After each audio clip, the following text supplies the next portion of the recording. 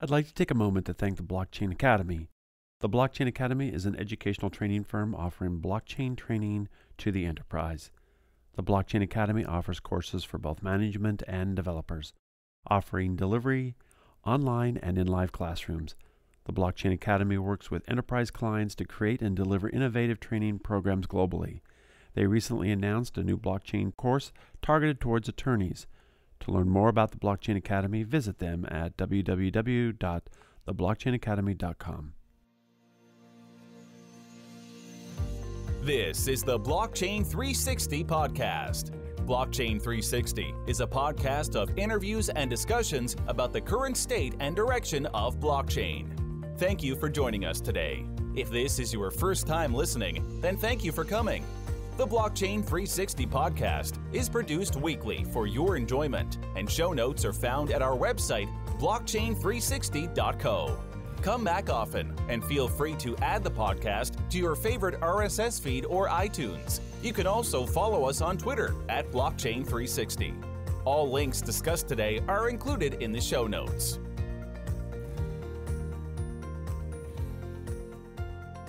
My name is Bryan Nielsen, and I am your host here at Blockchain 360, where we have interviews with interesting people in the blockchain community.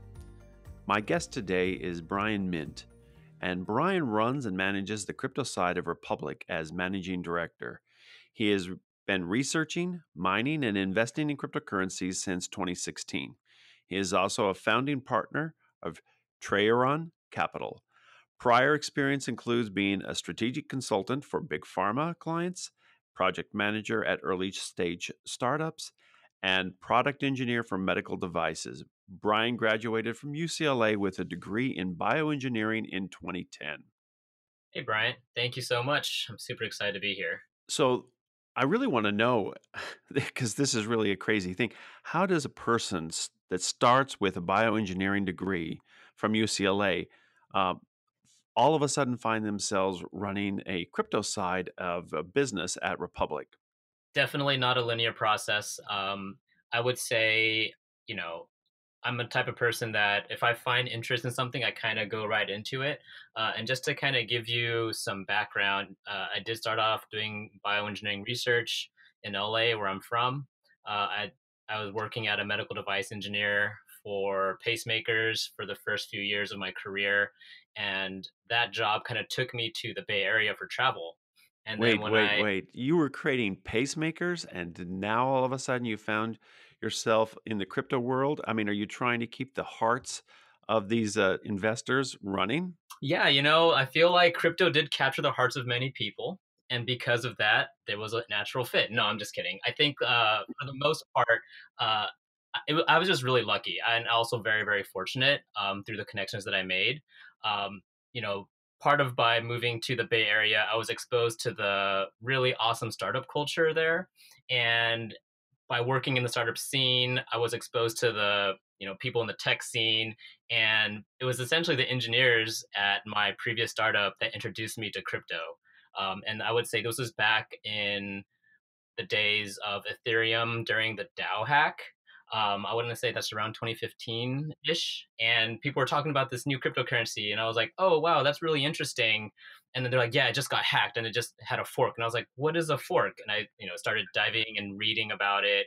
And it just like captured my attention.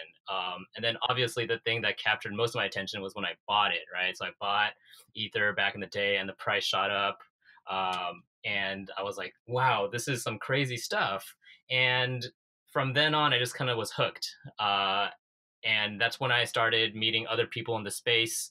And again, like super lucky to live in San Francisco, where I think there's such a vibrant community of these people. We started off going into these like basement meetups at startups, and there were just some engineers talking about this project that they want to build, and talking about their newest investment.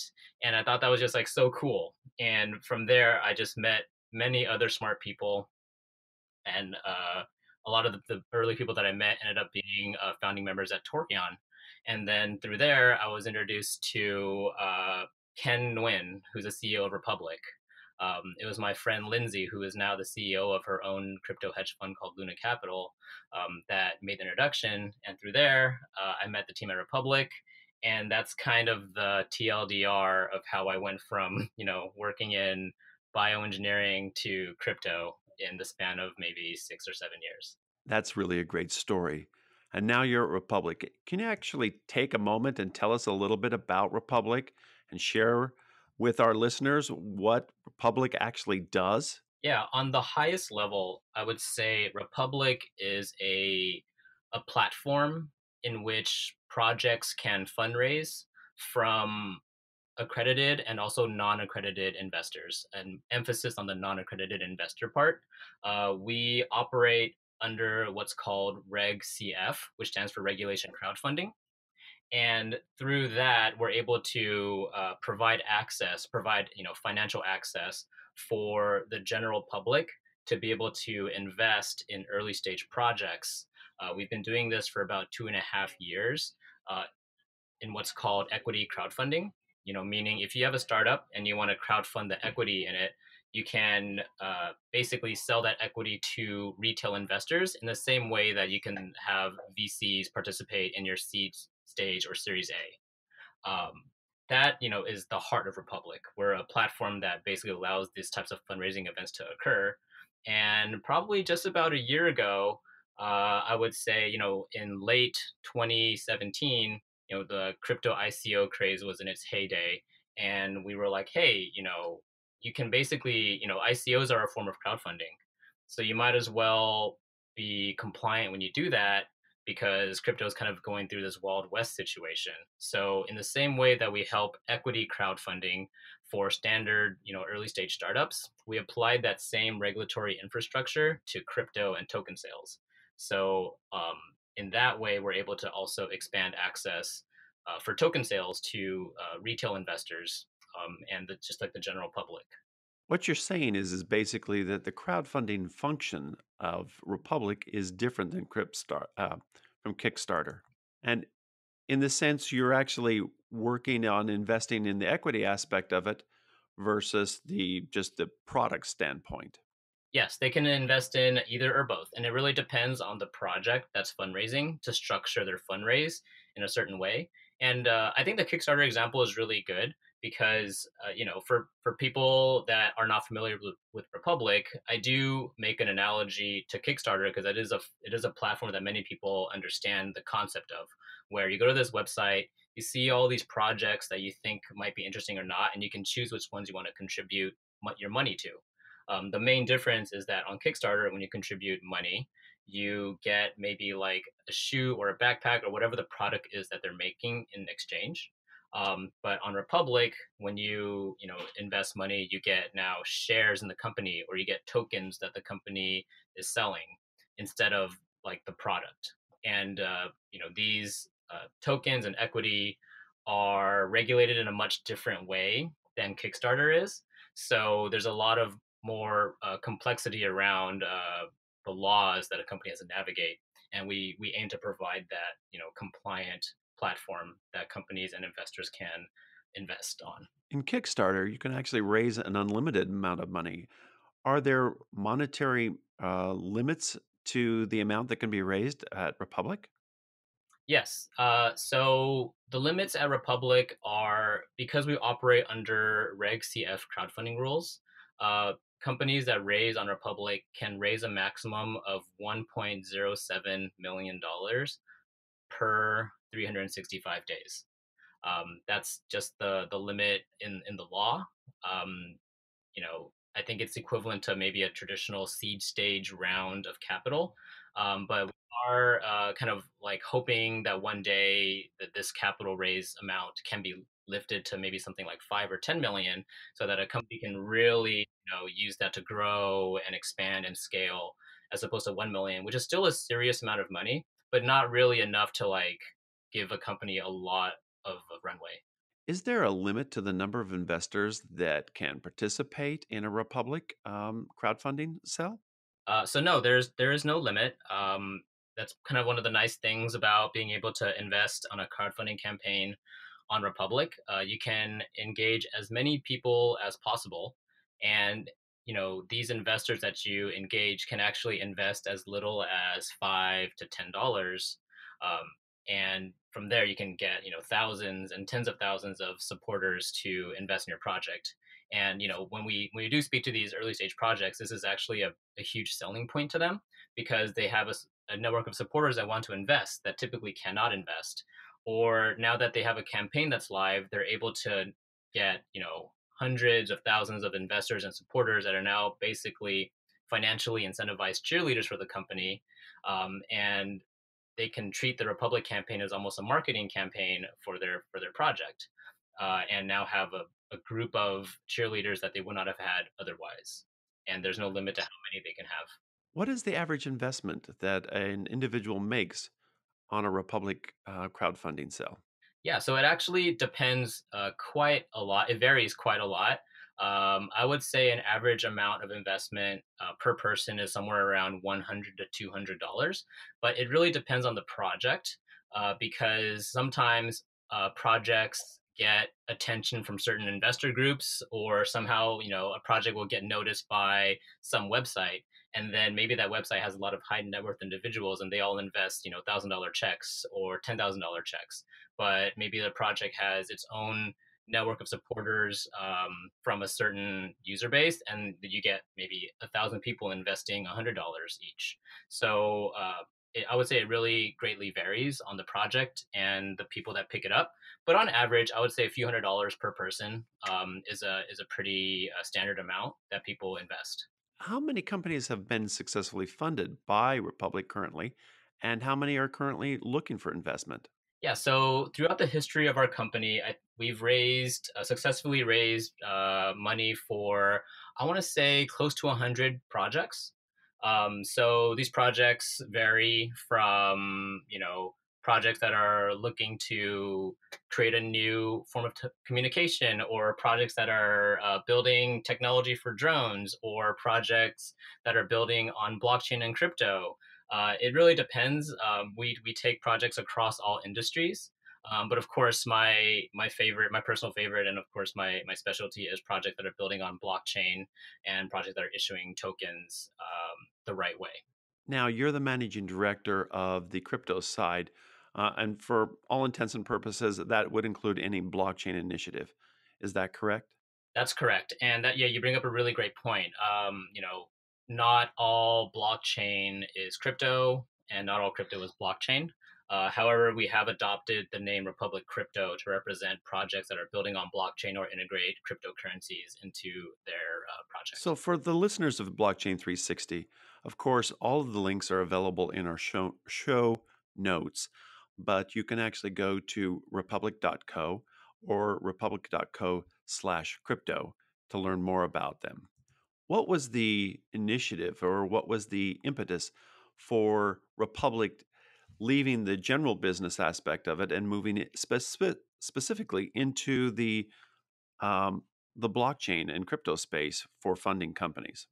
Yeah, I think I actually have a personal reason for wanting to join Republic, and also I believe that Republic embodies a lot of blockchain ideals. So, for my personal reason, when I started trying to invest in token sales back in 2016, you know, there were no rules around it, and basically anybody from around the world can send Bitcoin or Ether to a address of someone that's working on a project, and basically fundraising had no boundaries, which was very interesting because then you can have people from United States investing in a project that's based in South America and just giving them money so they can work.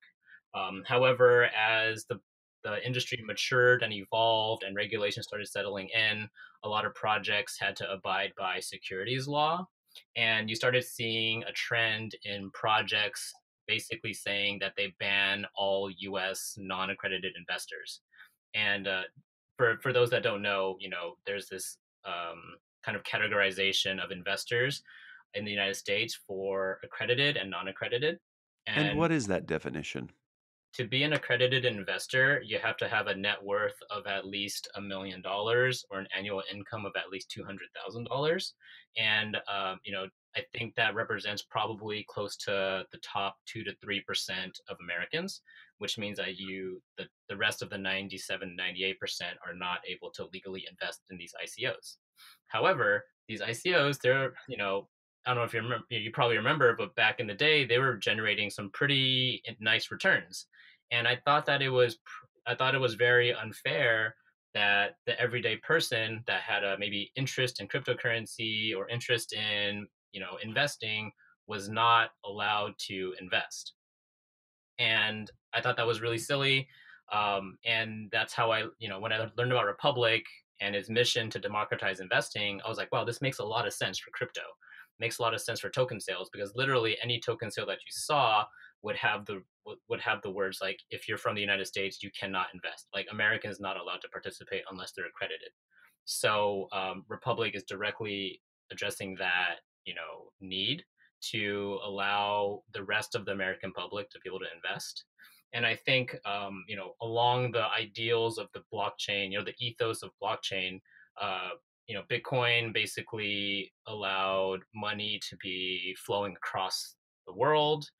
It kind of like has this aura of financial inclusion now, where people from all over the world can now bank, and maybe people from all over the world can use blockchain technology to store money, or in a way that the government can't control.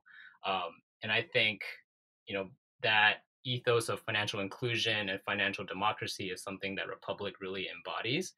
And I thought that that was just kind of like a perfect fit, for Republic to be able to host, sales of or fundraising sales of blockchain based companies and companies that are selling tokens, because we do aim to provide access for all sorts of people. So I keep on saying Americans are able to invest in our project. International people are also allowed to invest in in projects on our platform as well.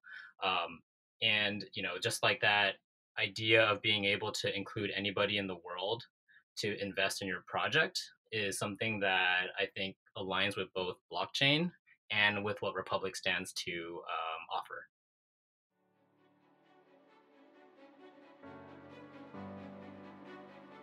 I would like to take a moment to thank one of our sponsors, the Blockchain Academy. The Blockchain Academy is an educational training firm offering blockchain training for developers and stakeholders. The Blockchain Academy is currently offering the following live courses: Blockchain Security, Hyperledger Developer Workshop, and Ethereum Zero to DApp. Visit the Blockchain Academy's website for course outlines and course dates. The Blockchain Academy's courses can be delivered as a company-specific training, tailor-made to fit your organizational needs, delivered both on-site and online. The Blockchain Academy's training is cost-effective, flexible, and can be conducted in a manner that best suits your organizational needs. To learn more about the Blockchain Academy, visit them at www.theblockchainacademy.com.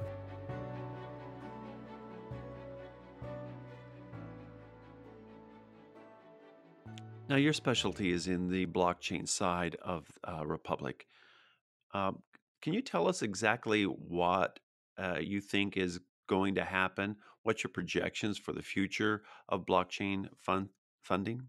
Yeah, I would say, back in 2017 and 2016, there was a lot of, or there was lack of regulation in the ICO and token sales space, meaning, anybody can invest in anything, and there was a very little oversight, and there were a lot of scams. And I think this is what crypto was very notorious for last year. It was insane, right? Like, I'm sure, you've seen this.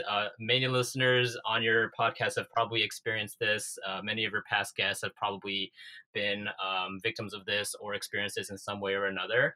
But there have been projects that just raised money and then literally shut down their website, and their founders are now like in the Caymans, just hanging out. That was rampant, and I think because of all these activities, it really forced projects to kind of turn towards this idea of regulated sales. People were so excited about the fact that anybody could raise money from everywhere and build anything and raise money off of ideas, and that came to bite all the projects back. And now, I think in the early part of 2018, early part of this year, there was a trend towards regulated sales, right? KYC, AML, making sure accredited investors were involved, banning, U.S. non-accredited, banning citizens from countries that ban token sales, things like that. That was like a pretty large pivot that I saw in sales like in the beginning of 2018. And now we're kind of in this trend where you know securities law is now being applied very heavily to token sales, and you have this really common debate of, is a token a security token, meaning is it subject to securities law, or is it a utility token so it's no longer subject to securities laws. That's kind of like the hot thing right now. And then later on, I kind of see, these projects and these raises kind of coming more in line with traditional venture capital style raises. This is something we haven't really touched on, but I do want to bring it up. Like, earlier in the year, last year, projects were raising pretty obscene amounts of capital. I'm saying like 1.7 for Telegraph and 4.1 for EOS. exactly These are like those huge, are some huge numbers.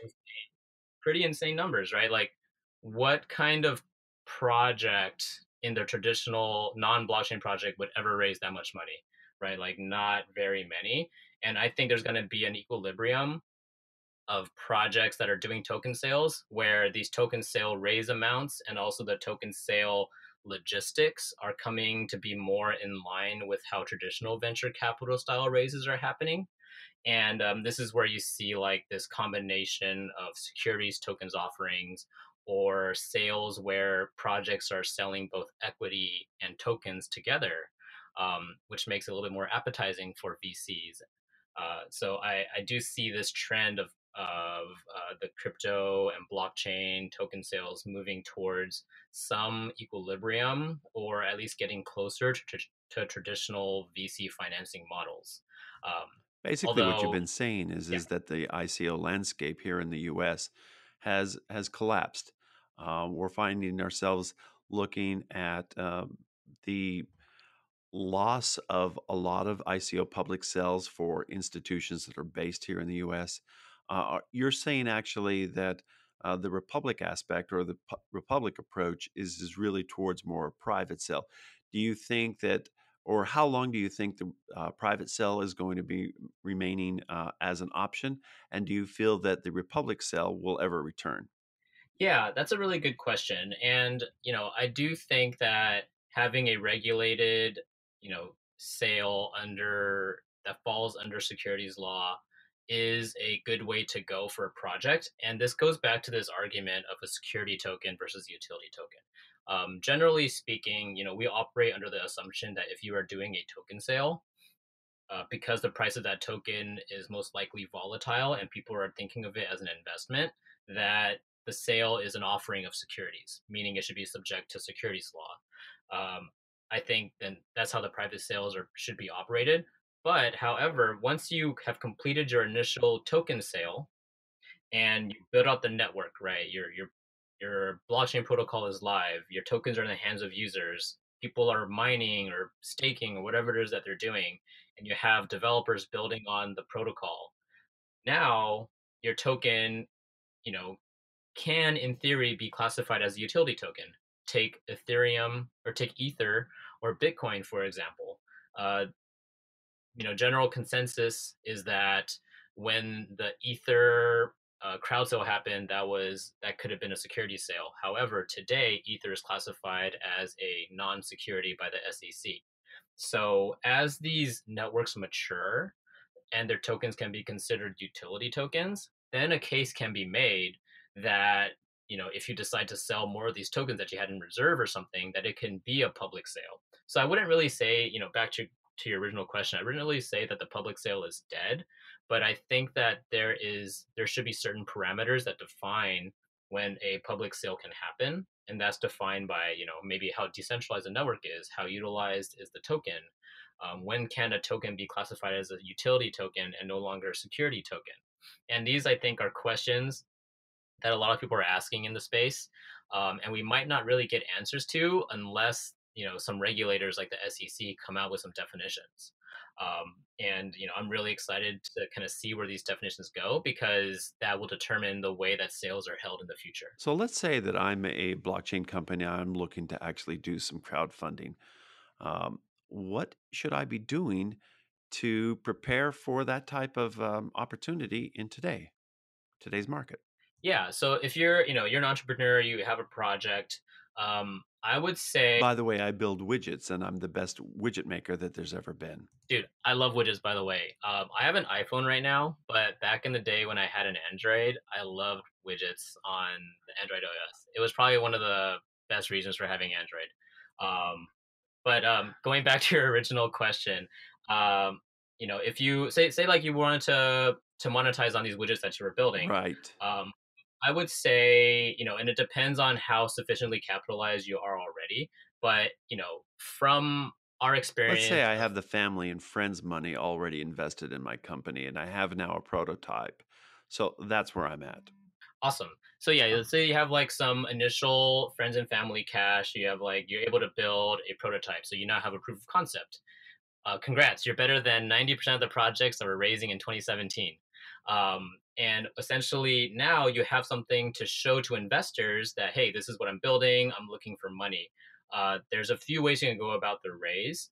I would actually say, for the initial round that you're raising from institutional capital, that you should be selling equity, and maybe that equity can give you rights to tokens in the future. And this is kind of what I was talking about with this, like these hybrid raises, where projects are selling maybe tokens that can convert to equity, or equity that gives you rights to tokens, or equity that or tokens that basically represent equity. There's like many ways you can structure this, but just generally speaking, I think it would be really good if you had a traditional equity raise that gave the early investors rights to tokens in the future, because what you're doing is you're basically giving your early investors a stake and skin in the game for your project. And then you're also saying, hey, I'm planning on doing a token. Let me build out the proper token incentive model. Let me build out the proper token distribution model. However, if that doesn't work, there's still equity in the company, So I believe that right? this is As using opposed the Republic's crowd safe protocol. Yes. So the crowd safe is mainly for projects that want to sell only equity. If you want to actually sell tokens as well, we have an instrument for that. And can you guess what it's called? A crowd token? It's called the crowd safest. Ah, And safest. So we have safe and safest. I like that. so the SAFE stands for Simple Agreement for Future Equity, which is a very standard document. But the safest stands for Simple Agreement for Future Equity and Securities Tokens. There we go. And yeah, it's kind of like a play on words, but also makes a lot of sense because you have equities and tokens wrapped in the same investment instrument. And I kind of see this as a really useful instrument for early stage and founders and entrepreneurs that want to sell both equity and tokens in the company. And I think we'll be seeing a lot more of these types of raises in the future because a lot of VCs want ownership in the company, but also founders want to be selling tokens. So now you kind of get the best of both worlds, where you combine both of those into the same legal instrument. So I have my company, Blockchain Widgets, and we have our prototype. But now I'm coming to Republic. So what is it that Republic looks for listing on your platform? Yeah, we actually have an internal mnemonic that we use to guide our due diligence that we perform when we look at projects, and we call it the 6 T's. Basically, we look at team, the technology, the traction, the token economics, the terms, and then the transparency. So what I mean by that is, a lot of these terms are very standard. We look for a legitimate team. Is the team, uniquely qualified to deliver on what they're trying to do? So, for example, for your widget project, do you guys have experience in building widgets? Is that something that you guys have done before, or do you have experience on Android or experience on whatever it is that the operating system is that the widgets are being built on? And does that uniquely position you for success? Another thing we look at, I'm not going to go into each of the T's, but just some specific ones. A really important one that we look at is token economics. And this is, I think, very unique to crypto and blockchain. If you're thinking about introducing a token into your project, is that token really necessary? Meaning, does it serve a purpose unique to your project that may incentivize users to interact with your product? Does it also incentivize people to spend the token within your ecosystem as opposed to just like selling it on an exchange? So there's different incentives to be thinking about, and there's a lot of game theory involved in how tokens can be designed to facilitate certain user activity. Okay. I think that's super interesting to think through. And last but not least, we do really care about the transparency, right? We want to make sure the founders are very transparent about what they're working on. Their code is available in open source, provided that the project is that type of project. I'm not saying every project should be open source, but if a project is open source, is their code auditable? Is it clean? Things like that. So, we do have a very structured diligence framework, very similar to a venture capital firm framework to evaluate projects to make sure that they're a good fit for our platform and also good investments for our user base. So we have the CFTC that's already been able to claim that cryptocurrencies are commodities, and you have the SEC coming in from a regulatory standpoint and saying that if you're raising money, it is a type of security. You also have some legislative initiatives out there that is changing everything that we have. So where do you think things are headed? Hmm.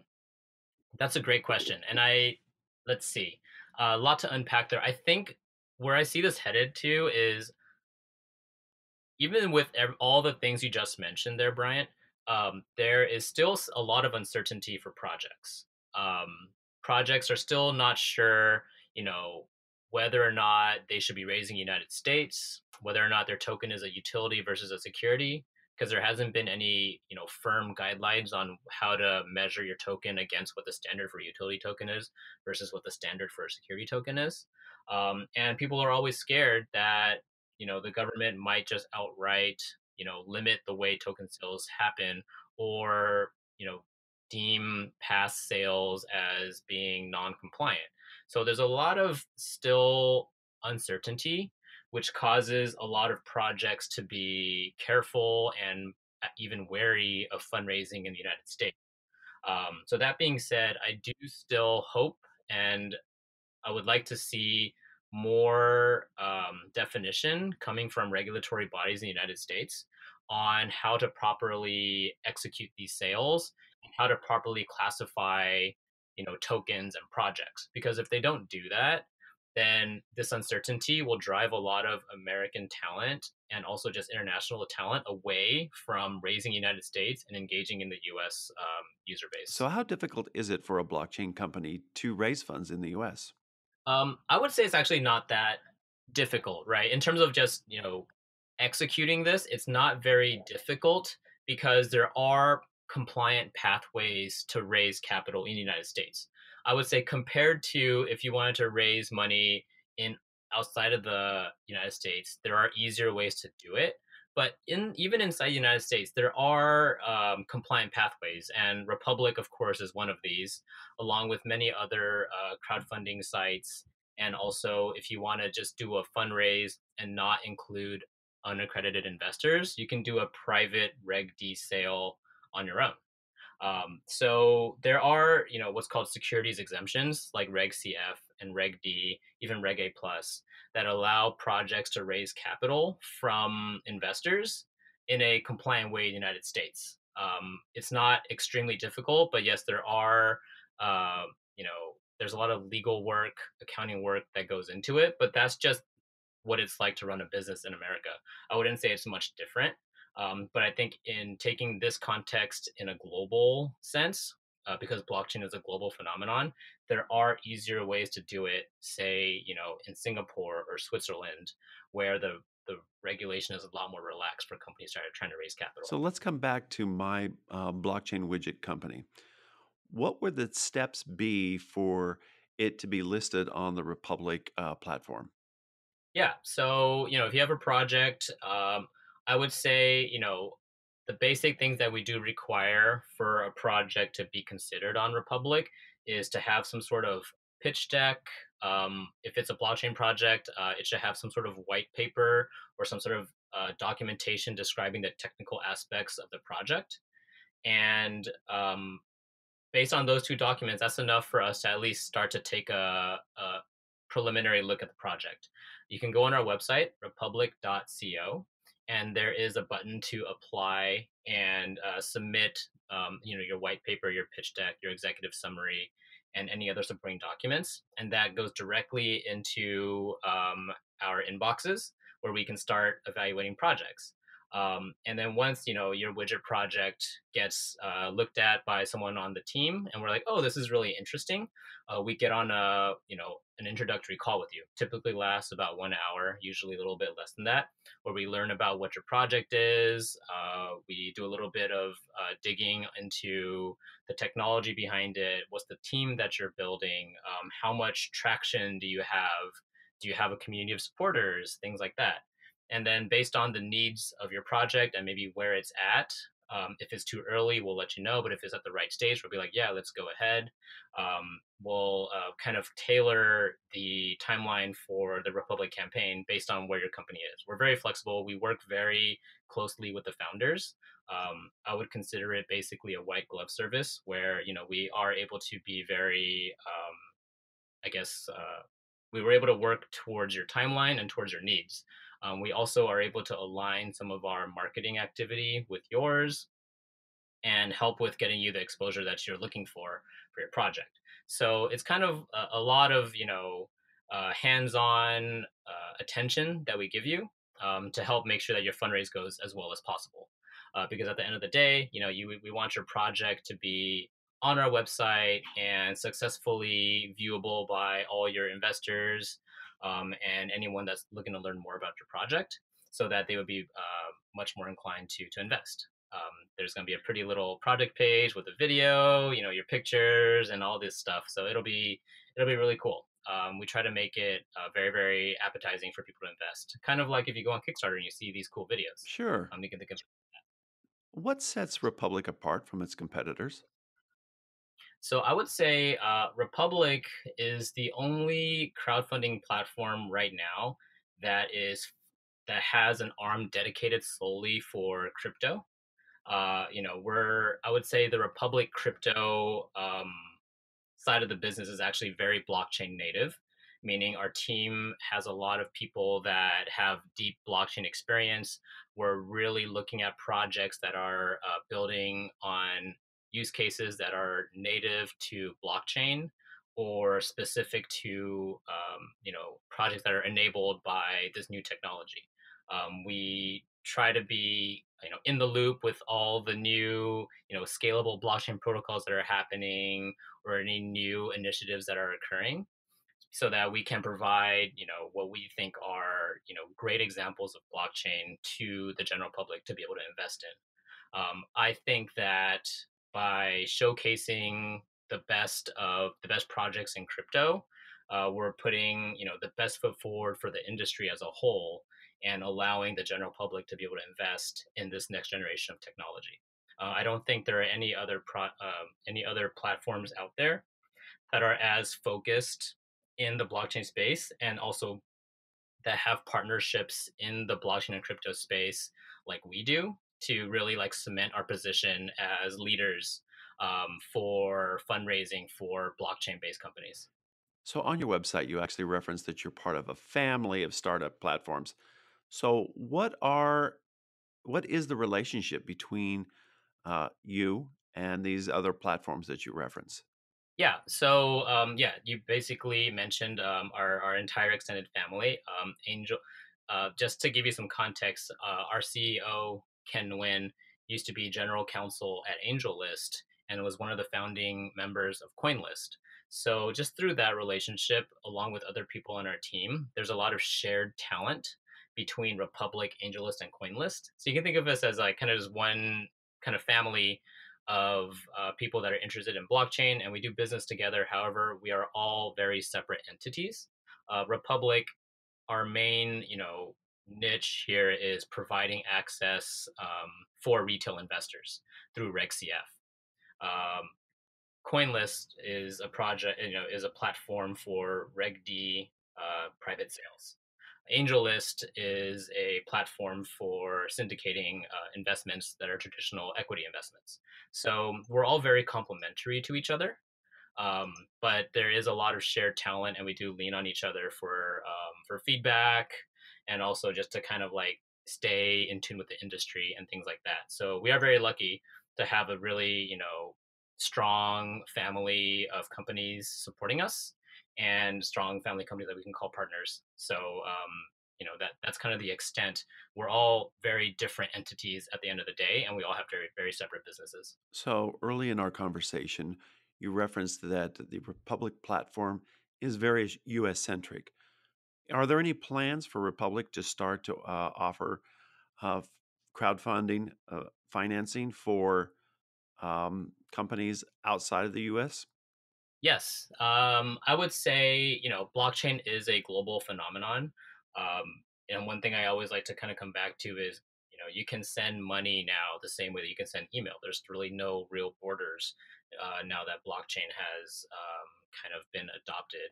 It's not massively adopted yet, but it's getting adopted. And with that, there are many projects around the world that are looking to fundraise and building on blockchain technology. And we do have relationships with partners in Asia, in the Middle East, in Europe, in South America, um, that are just kind of blossoming right now and getting stronger by the day.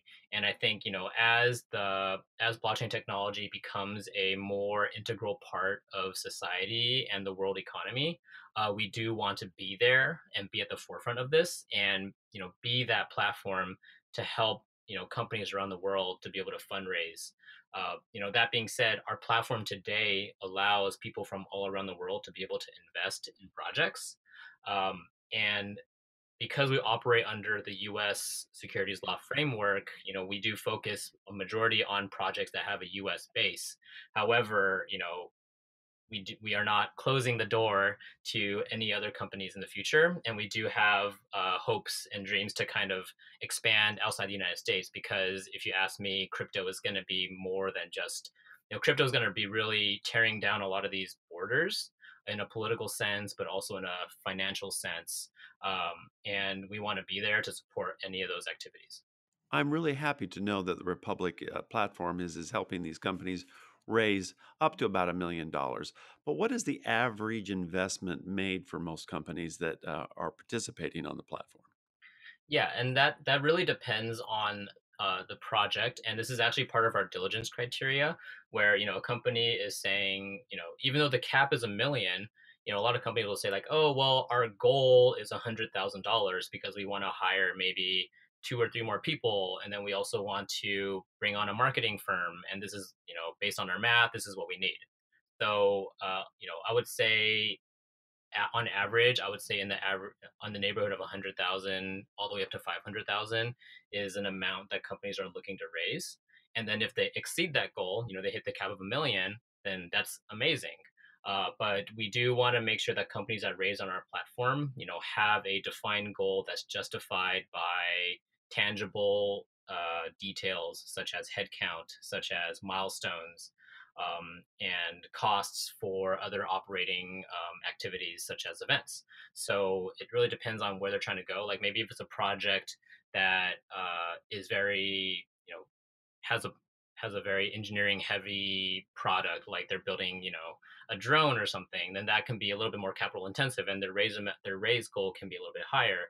Whereas if it's a project that's a little bit lighter, then their raise amount should be lower, in accordance to their needs. So on average, I would say, to answer your question, between 100,000 and 500,000 is what they're looking for. But we do have projects that basically blow that out of the water because they get really popular, or some people decide to like them and then showcase it to their followers.